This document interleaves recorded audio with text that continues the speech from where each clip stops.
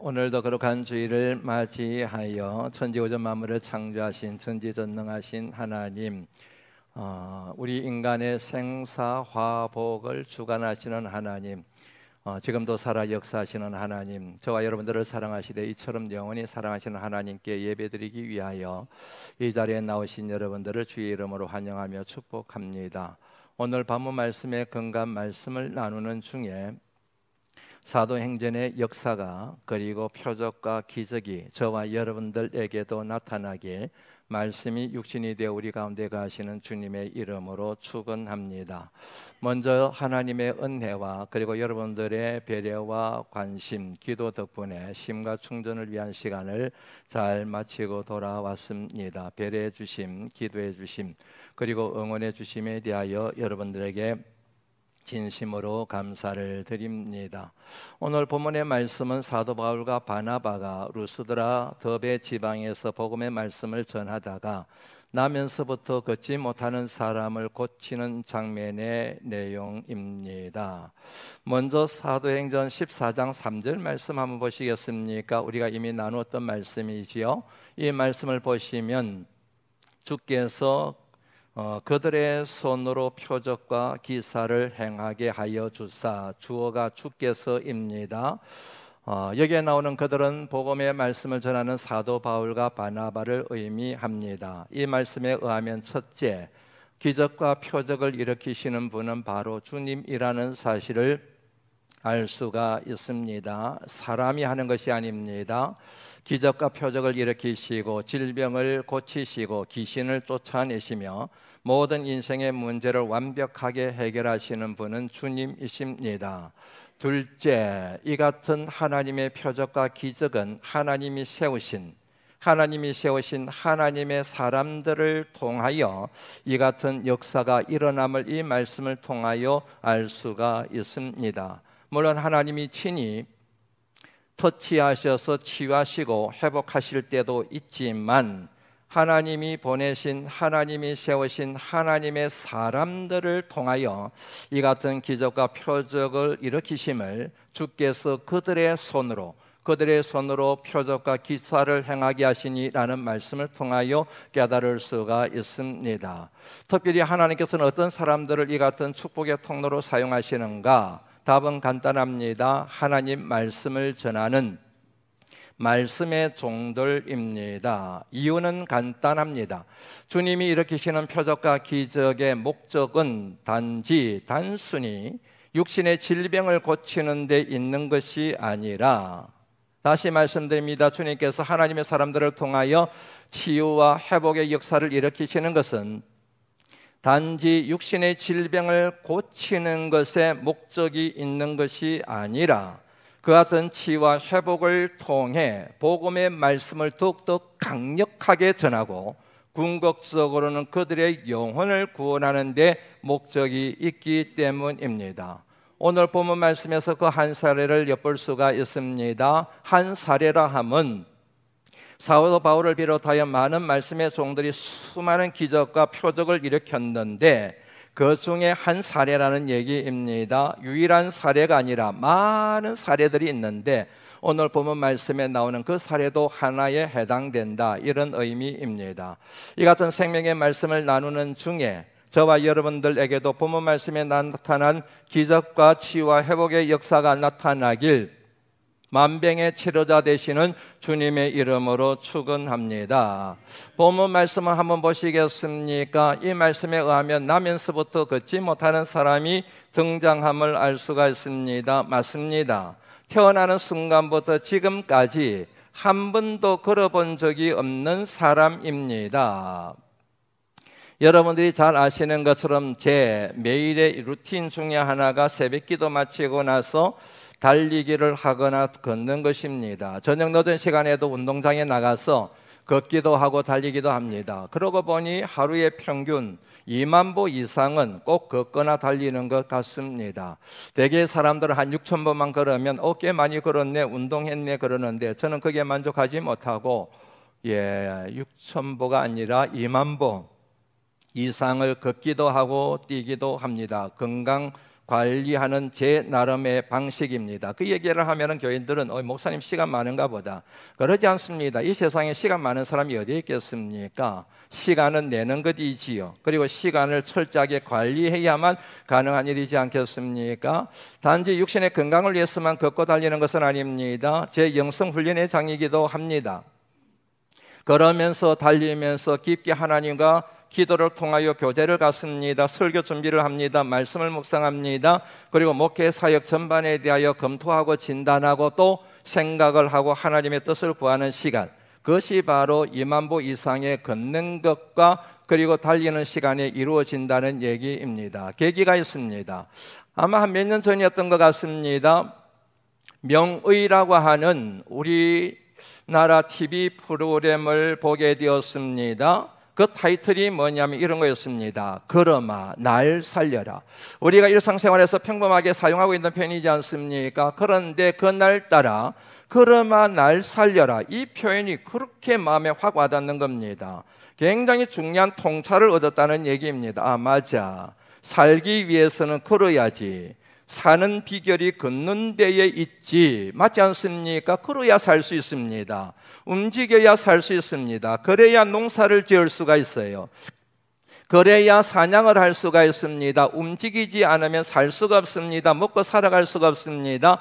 움직이는 것이, 매일같이 걷는 것이 사는 비결이요, 건강하게 사는 지혜가 되며 심지어는 행복하게 사는 굉장히 중요한 토대라고 하는 생각을 걸음아 날 살려라, 이 평범하게 일상생활에서 사용하는 표현을 통하여 제가 얻게 되었다는 얘기입니다. 맞습니다, 여러분.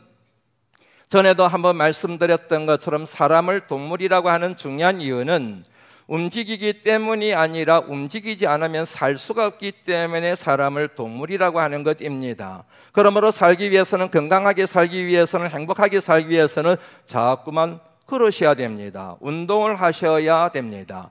그런데 걷지 못합니다. 운동을 하지 못합니다. 그러면 살 수가 없습니다. 건강하게 살 수가 없습니다. 살아도 사는 것이 아닌 느낌이 들게 됩니다.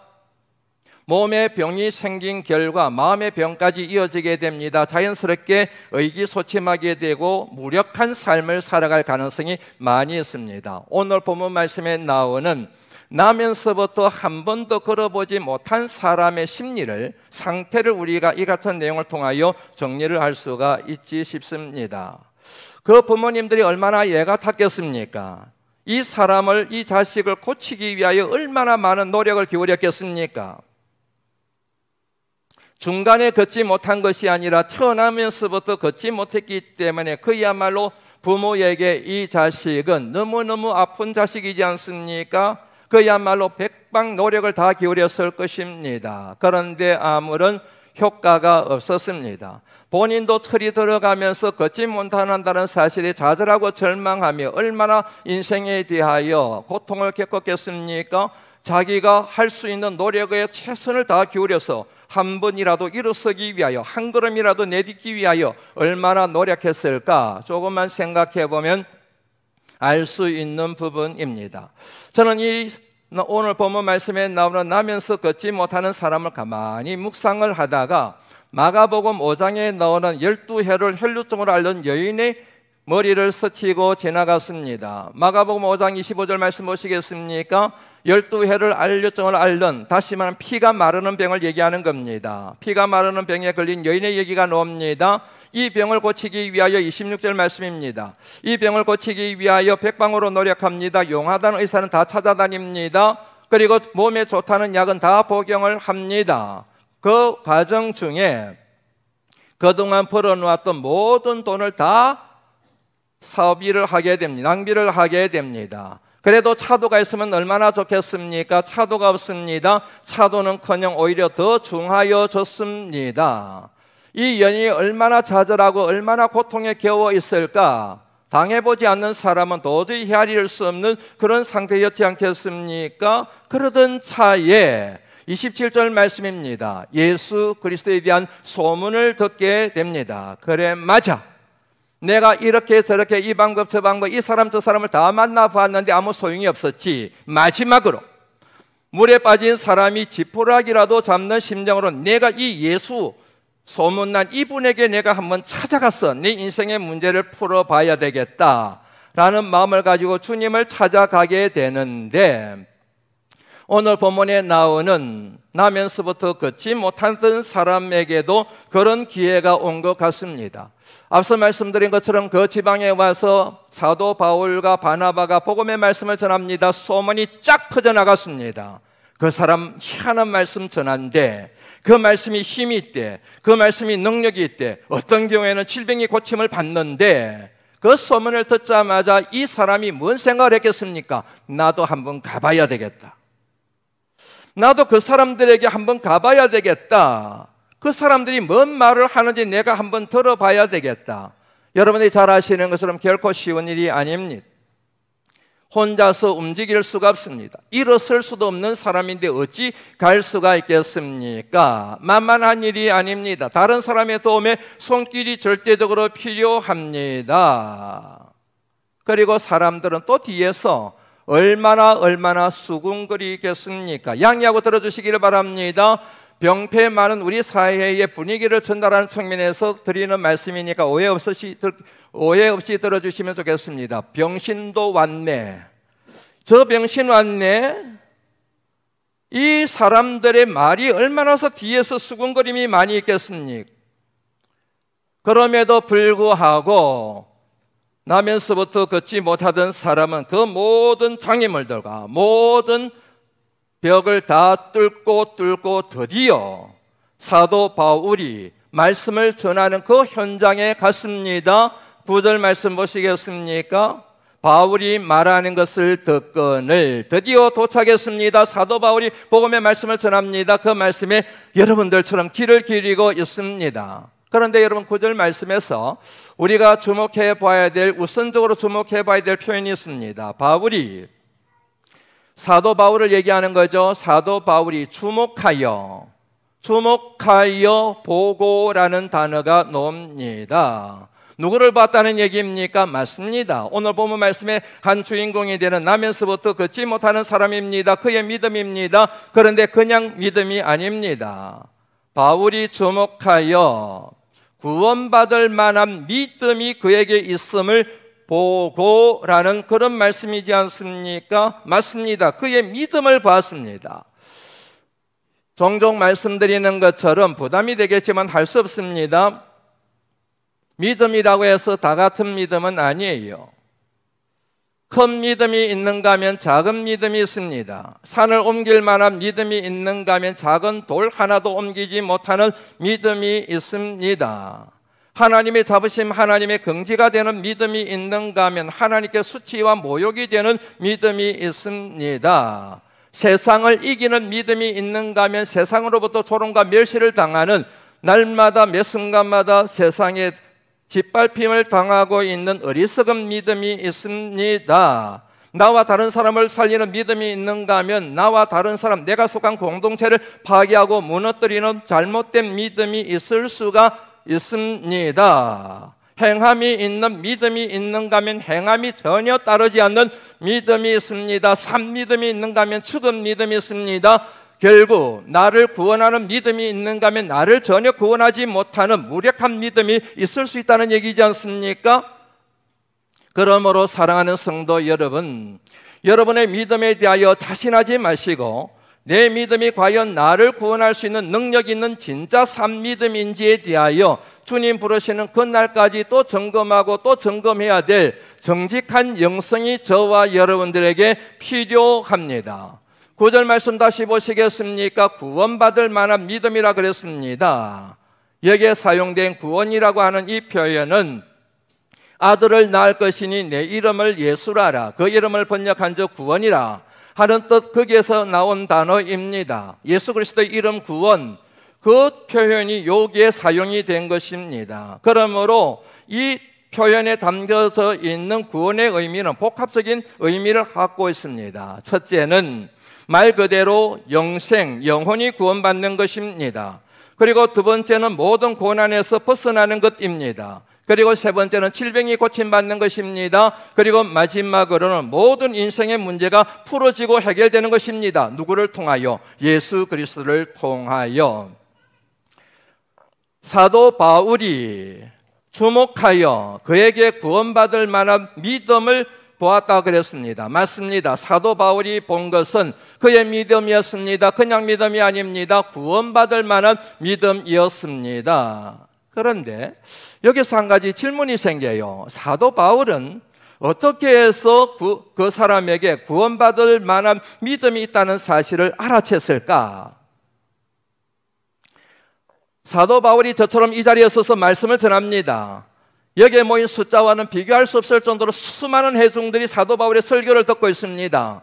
그 사람들 틈바구니에서 그 사람이 눈에 들어왔습니다. 아, 저 사람에게 구원받을 만한 믿음이 있구나. 사도 바울이 그것을 도대체 어떻게 알았을까 하는 질문입니다. 이 같은 질문에 대한 해답의 단서가 9절 초두에 나옵니다.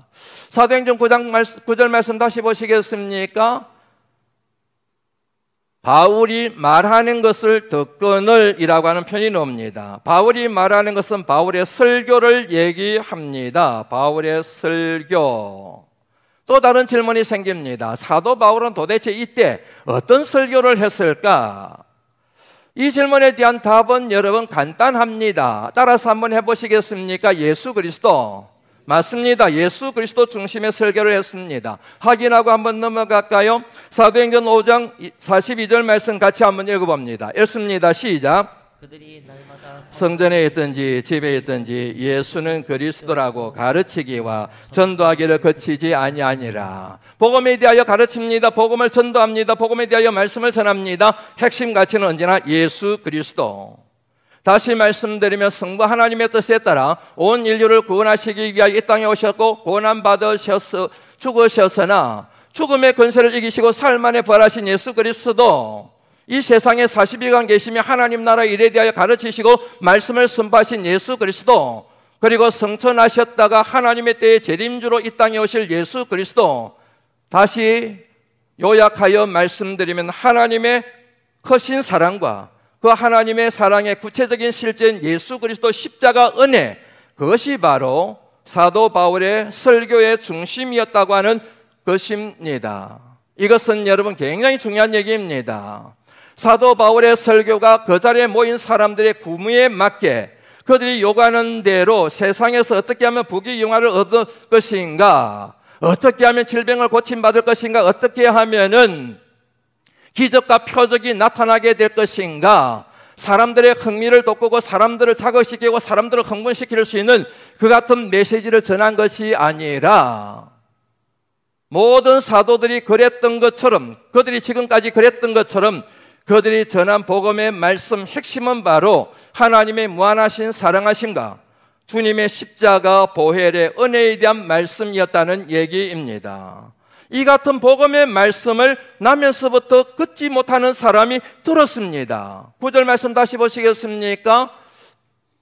바울이 말하는 것을 듣거늘, 그냥 들은 것이 아닙니다. 우리말로는 그냥 듣거늘이라는 말로 그냥 평이하게 번역이 되어져 있지만 이 말은 그런 평이하게 해석할 단어가 아니에요. 듣거늘, 근성으로 듣는 게 아니에요. 잡생각을 하면서 듣는 것이 아닙니다. 졸면서 듣는 것이 아닙니다. 엉뚱한 생각하면서 듣는 것이 아닙니다. 선포되는 말씀에 대하여 의문을 제기하고 나 못 믿어, 절대로 못 믿어! 그러면서 듣는 것이 아닙니다. 말씀에 집중하여 듣습니다. 말씀에 올인합니다. 선포되는 저 말씀이 나를 살리는 생명의 말씀이라 믿으며 듣습니다. 마치 스펀지가 물을 빨아들이듯이 그 말씀을 환영합니다. 말씀하시옵소서, 제가 듣겠습니다. 그 말씀에 내가 따라 순종하겠습니다 하는 이 같은 의지를 반영한 들음을 일러서 오늘 우리말에 듣거늘이라는 말로 번역이 되어 있습니다. 그 결과 사도 바울이 전하는 복음의 말씀이 나면서부터 걷지 못하는 사람의 심령 깊은 곳으로 쑥 스며 들어갔습니다. 왜냐하면 히브리서 4장 12절 말씀입니다. 하나님의 말씀은 살았고, 하나님 말씀은 살았고 활력이 있어, 운동력이 있어, 좌우의 날선 어떤 것보다 예리하여 우리의 혼과 영감이 관절과 골수를 찔러 쪼개기까지 하며 심지어는 우리의 생각과 뜻을 감찰하나니 믿으시면 아멘 하시지요. 하나님의 말씀은 사람의 언어가 아니에요. 말씀이 육신이 되어 우리 가운데 거하시는 하나님 자신입니다. 그러므로 하나님 말씀은 살았습니다. 활력이 있습니다. 능력이 있습니다. 심령 골수를 찔러 쪼개는 파워가 있다는 얘기지요. 디모데후서 3장 16절 말씀입니다. 모든 성경 하나님의 감동으로 된 것으로 교훈과 책망과 바르게 함과 의로 교육하기에 유익하니 이는 하나님의 사람으로 온전하게 하며 그 영혼이 온전케 되며 육신이 심지어는 온전케 되며 삶이 온전케 되며 모든 선한 일을 행할 능력을 갖추게 하려 합니다. 왜요? 요한복음 20장 31절 말씀 오늘 우리가 묵상하지 않았습니까? 읽지 않았습니까? 오직 이것을 기록하며 성경 말씀에 대한 기록의 목적입니다. 하나님께서 우리에게 성경을 기록하여 주신 이유가 무엇입니까? 오직 이것을 기록하면 너희로 예수께서 하나님의 아들 그리스도이심을 믿게 하려 하며 또 너희로 믿고 그 이름을 힘입어 예수 그리스도의 이름을 힘입어 생명을 얻게 하려 하심이라. 로마서 1장 17절 말씀입니다. 오직 의인은 믿음으로 말미암아 살리라. 저와 여러분들을 살리는 것은 믿음인 줄로 믿습니다. 저와 여러분들을 살리는 것은 물질이 아닙니다. 돈이 아닙니다. 지식이 아닙니다. 경험이 아닙니다. 운동이 아닙니다. 저와 여러분들 몸과 마음을 살리는 힘은 바로 믿음입니다. 그런데 이 믿음은 절로 생기는 것이 아닙니다. 로마서 10장 17절 말씀에 이렇게 선언하고 있습니다. 믿음은 들으면서 나며 들으면 그리스도의 말씀으로 말미암았느니라. 하나님께서 우리에게 주셨던 기록된 성경 말씀을 누군가가 선포합니다. 전합니다. 말씀의 정도를 통하여 선포됩니다. 그 말씀을 들을 때 우리를 살리는 믿음이 생긴다는 말씀이지 않습니까? 사도 바울이 회중들 앞에서 복음의 말씀을 전합니다. 예수 그리스도에 대하여 전합니다. 하나님의 사랑에 대하여 전합니다. 그 가운데 나면서부터 걷지 못하던 사람이 길을 쫑긋하고 그 말씀에 귀를 기울입니다. 말씀으로 빨려 들어갑니다. 그 순간 하나님의 말씀이 그의 심령 깊은 곳으로 비수같이 스며듭니다. 비수같이 스며듭니다. 그 순간 그의 영혼을 지금까지 평생을 줄내려왔던 큰 바위 같은 짐 같은 바위가 깨뜨려졌습니다. 가루가 되었습니다. 먼지같이 날아가 버렸습니다. 하나님의 말씀이 그의 영혼 깊은 곳에 들어가는 순간 지금까지 그의 영혼을 지배하고 있던 먹구름이 순식간에 사라져 버렸습니다. 그의 심령 가운데 생기가 돋아나기 시작했습니다. 하나님의 거룩한 말씀으로 인하여 걱정, 근심, 염려, 두려움이 변하여 기쁨이 되었습니다. 모든 절망이 변하여 소망이 되었습니다. 그 말씀으로 인하여 지금까지 그 자신에 대하여 병신이라고 놀렸던 사람들에 대한 미움과 분노가 용서가 되고 다 사랑이 되었습니다. 문제가 없는 것은 아니지만 문제가 여전히 있지만 그 문제가 더 이상 자신의 인생을 해코지하지 못하는 평강이 그의 마음을 지배하게 되었습니다. 맞습니다. 하나님의 귀한 말씀 설교로 인하여 영혼이 살아났습니다. 그의 영혼이 건강하게 되었습니다. 그 영혼이 자유함을 누리게 되었습니다. 사도 바울이 그것을 봤다는 얘기예요. 사도 바울이 다른 것을 본 것이 아니고 바로 이 같은 그의 영적인 상태를 봤다는 얘기입니다. 그것을 뜻하고 있는 표현이 구원받을 만한 믿음이 그에게 있음을 보고 이 말씀의 의미인 거예요. 수많은 사람들이 말씀을 듣고 있지만 모든 사람들이 다 귀를 기울이고 있지만 유독 그 사람에게 구원받을 만한 믿음이 있구나. 말씀이 들어가는구나. 저 사람이 지금 말씀의 은혜를 받구나. 저 말씀에 의하여 저 마음을 지배하고 있던 모든 악한 사탄의 세력이 물러가고 있구나. 모든 어두운 그림자가 다 물러갔구나. 하나님께서는 그에 더하여 그의 육신이 평생을 일어서 보지도 못하고 걷지 못한 저 사람이 걷는 것을 통하여 하나님의 영광을 드러내기를 하나님이 원하고 계시는구나. 이 같은 확신이 들자마자 10절 말씀 보시겠습니까? 명령합니다. 일어나라! 내 발로 바로 일어서라. 형제님, 하나님께서 제게 이런 말씀을 주셨습니다. 이런 감동을 주셨습니다. 한번 일어서 보시겠습니까? 하나님을 믿는 믿음으로 한번 일어서 보세요. 여러 말로 설득을 하거나 이해를 시키는 게 아니에요. 10절 말씀 다시 보시면 아시겠지만 명하여 주목합니다. 지목합니다. 일어나라. 바로 일어서라. 네 발로 일어서라. 다른 사람의 도움에 손받지 말고 네 스스로 일어서라.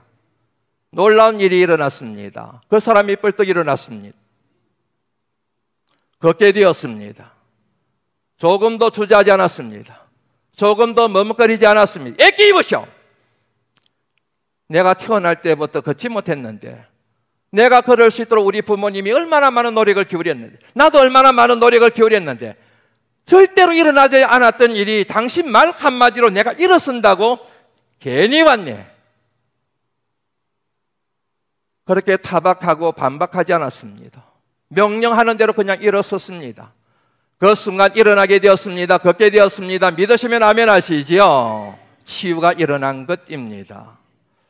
이 같은 사실을 통하여 매우 중요한 것이 드러나게 됩니다. 그것은 이 나면서부터 걷지 못하던 사람에게 나타난 치유와 회복의 역사는 그의 믿음에 대한 확정이라고 하는 사실입니다. 네 믿음이 옳다. 네 믿음이 이렇게 열매를 맺는다. 이 같은 그의 믿음에 대한 확정이 하나님으로 인하여 치유되고 회복되어 걷게 되는 역사가 일어나게 된 것입니다. 이 같은 믿음의 뿌리가 바로 무엇입니까? 하나님의 말씀이었습니다. 사도 바울의 설교였습니다. 이 같은 사실은 사도 바울의 설교가 진짜 복음이었으며, 이 같은 복음을 받아들인 나면서부터 안전병이 되었던 그 사람의 믿음이 진실한 믿음이었음을 이 사건을 통하여 하나님이 독자들에게 지금 교훈하고 계시는 것입니다. 맞습니다. 사랑하는 성도 여러분, 말씀 안에 능력이 있습니다. 말씀을 통하여 기적과 표적이 나타납니다. 그래서 우리는 하나님의 말씀을 생명의 말씀이라고 얘기하는 거예요.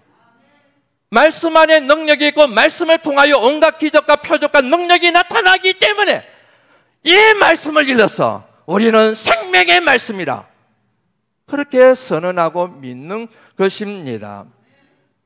가만히 순서를 한번 따져보실까요? 사도 바울이 말씀을 전합니다. 나면서부터 걷지 못하던 사람이 그 말씀을 스펀지가 물을 빨아들이듯이 아멘으로 받아들입니다. 그리고 바로 이어서 육신의 질병이 고침을 받습니다. 이게 여러분 굉장히 중요한 순서예요. 말씀이 선포됩니다. 말씀을 믿습니다. 영혼이 살아납니다. 그리고 이어서 육신의 질병이 고침받습니다. 그래서 이런 말씀이 나온 거이지 않습니까? 사랑하는 자여 내 영혼이 잘됨 같이, 사랑하는 자여 내 영혼이 잘됨 같이 내가 범사에 잘되고 강건하기를 내가 간구하노라. 하나님의 말씀은, 기록된 성경 말씀은, 이 말씀의 뿌리를 내리고 있는 선포되는 모든 설교 말씀들은 저와 여러분들에게 기적과 표적을 불러일으키는 능력의 말씀이요 생명의 말씀인 이유가 여기에 있습니다. 그러므로 사랑하는 성도 여러분, 하나님 말씀을 가까이 하시기를 주의 이름으로 권면합니다. 복 있는 사람은 악인들의 꾀를 쫓지 아니하며 개인들의 서리에 서지 아니하며 오만한 자들의 자리에 앉지 아니하며 오직 여호와의 율법을 즐거워하며 그 율법을 주야로 묵상하는도다. 그는 시냇가에 심어진 나무가 시절을 쫓아 열매를 맺으며 그 잎사귀가 마르지 아니한 같으니 그 행사가 다 형통하리로다. 그런 맥락에서 오늘 본문 말씀에 나오는 나면서 안전병이 된 사람의 믿음, 구원받을 만한 믿음은 하나님 말씀을 가까이 하고 하나님의 말씀을 듣는 믿음에 터하고 있음을 우리가 알 수 있습니다. 오늘 이제 말씀을 마무리하려고 합니다. 오늘 말씀을 여러분들 마음속에 잘 정리하실 수 있도록 여러분들에게 세 가지 키워드를 소개해드리면서 말씀을 마무리합니다. 그 첫 번째는 자발성입니다. 자기 주기도적인 태도 선택입니다. 사도 바울이 목회자가 아픈 교인을 신방하듯이 신방 간 것이 아니라 나면서부터 걷지 못하던 사람이 스스로 자발적으로 사도 바울과 바나바를 찾아왔습니다. 그리고 스스로 말씀의 길을 기울였습니다. 그리고 다른 사람의 도움에 손길을 받지 아니하고 스스로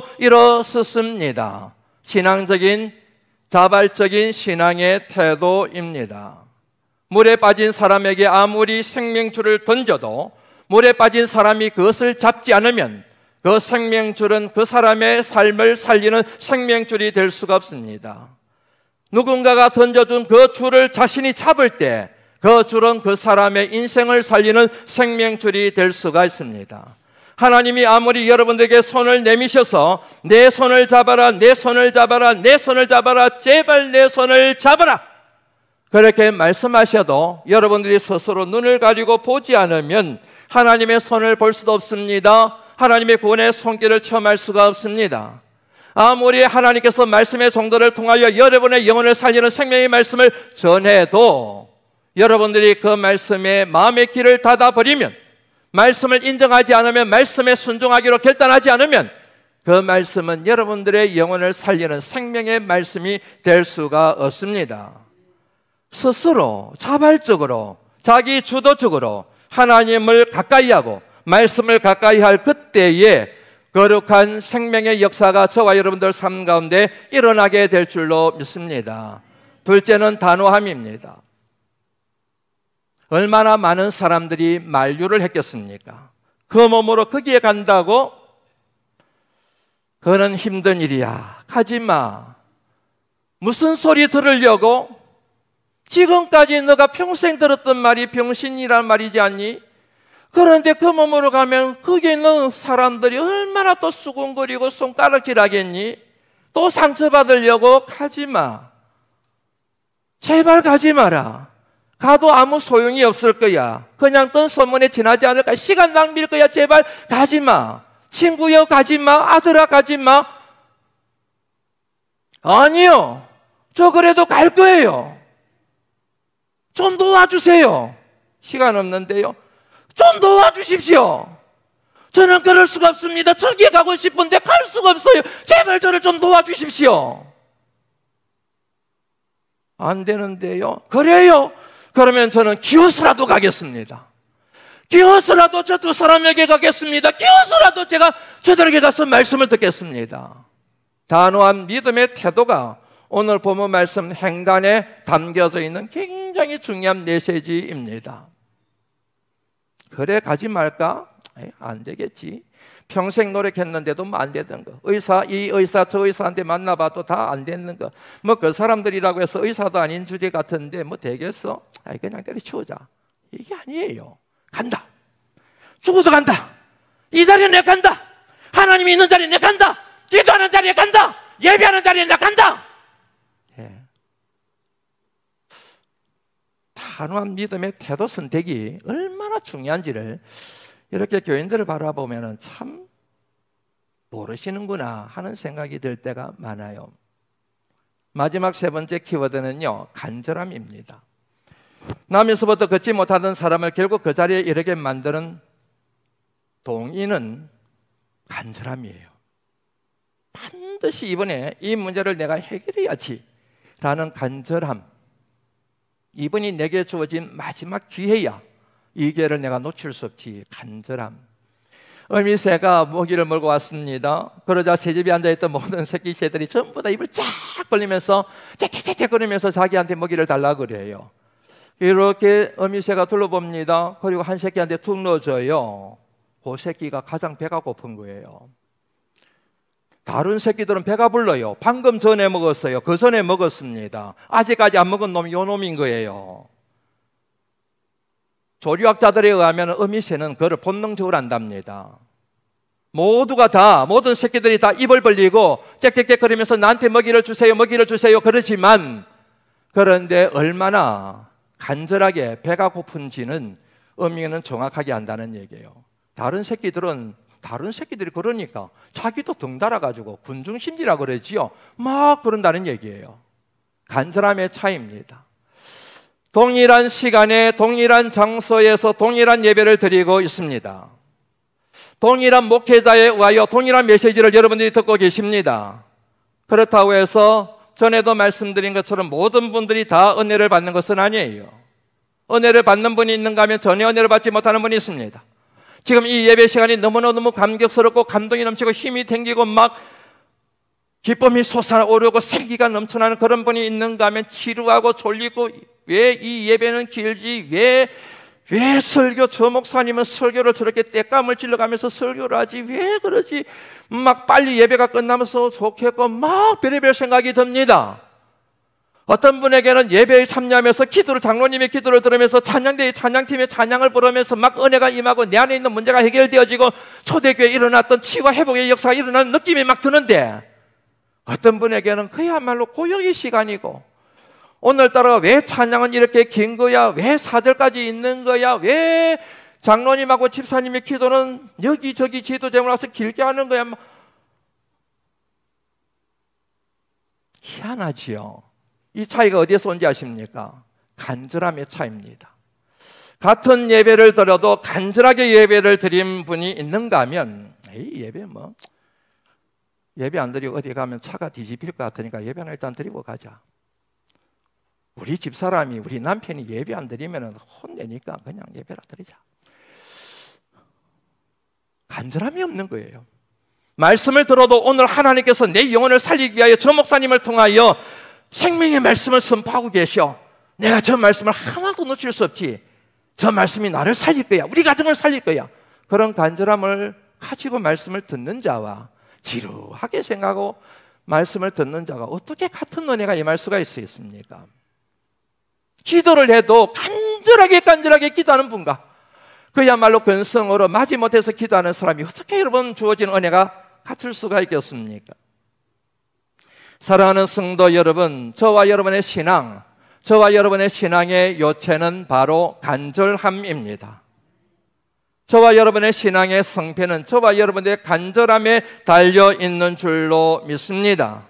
이 같은 간절함은 오직 하나님만이 나를 살리실 수 있는 유일한 분이며, 내 모든 죽고 사는 문제와 인생의 행복과 우리 가정이 천국이 되느냐 지옥이 되느냐, 내가 손대어 하는 일들이 잘 되느냐 잘 되지 않느냐, 모든 결정권은 하나님 손에 달려 있다고 하는 이 믿음에 처하고 있는 줄로 믿습니다. 이 같은 믿음의 진심인 분들은 언제나 하나님의 은혜에 하나님을 누구보다도 무엇보다도 간절히 삼하는 그런 믿음의 여정을 걸어가게 되며, 오늘 본문 말씀에 나오는 나면서부터 걷지 못하는 사람이 걷게 되는 것처럼 모든 인생의 문제가 풀어져 결국에는 영원 구원에 이르는 거기에까지 보게 받게 될 줄로 믿습니다. 여러분들에게 묻습니다. 여러분들은 하나님에게 간절하십니까? 먹을 것이 많고 그리고 살아갈 길이 너무너무 많기 때문에 하나님은 있어도 좋고 없어도 좋고 의사도 있고 좋은 약도 많이 개발되어져 있고 얼마든지 이 세상에서 행복하게 살 수 있는 것들이 많이 있는데 내가 굳이 별나게 이렇게 신앙생활할 필요가 뭐 있어? 이런 느낌이 한 번이라도 든 적이 있으신지요? 간절함을 회복하시기를 말씀이 육신이 되어 우리 가운데 가시는 주님의 이름으로 축원합니다.